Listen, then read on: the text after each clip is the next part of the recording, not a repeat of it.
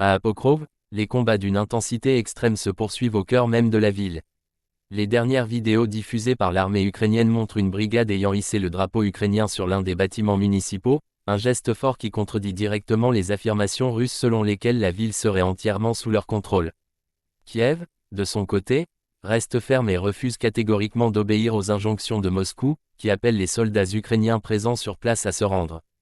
Pour les combattants ukrainiens, une reddition signifierait presque certainement la torture et l'humiliation dans les prisons russes.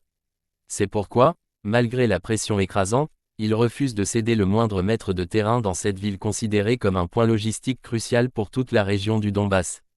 Cette zone, devenue le symbole de la résistance ukrainienne, a récemment été visitée par le président Volodymyr Zelensky lui-même.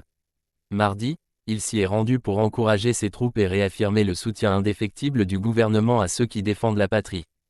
Ce déplacement, très risqué, illustre la gravité de la situation et la volonté du chef d'État de rester proche du front, malgré les dangers évidents.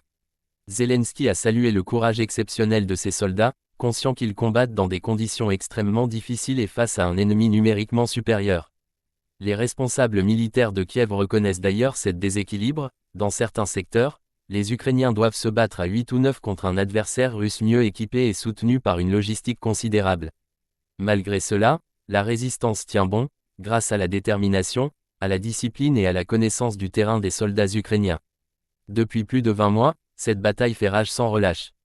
L'armée russe avait fait de la prise de cette ville un objectif majeur de sa campagne militaire dans l'est du pays. Mais la progression russe s'est révélée lente et coûteuse, chaque rue, chaque immeuble devenant un champ de bataille où se joue le sort du Donbass. Les habitants, eux, vivent dans des conditions dramatiques. Les infrastructures sont détruites, l'électricité rare, et les hôpitaux fonctionnent à peine. Pourtant, une partie de la population refuse de partir, attachée à sa terre et déterminée à ne pas abandonner son foyer à l'occupant. Cette ténacité symbolise l'esprit de résistance ukrainien, devenu un moteur essentiel dans cette guerre d'usure. Alors que la Russie tente de renforcer son emprise par la force, l'Ukraine continue de prouver, jour après jour, qu'elle ne pliera pas.